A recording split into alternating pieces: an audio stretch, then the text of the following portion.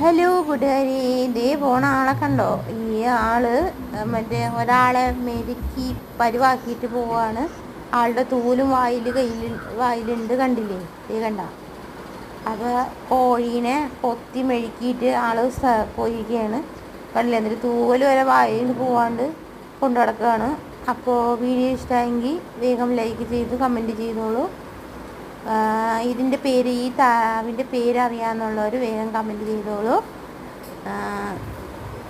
ഇവ രണ്ടുപേരുണ്ടായിരുന്നു, ഒരാൾ ചത്തുപോയി, ഇപ്പോൾ ഒരാൾ മാത്രമേ ഉള്ളൂ.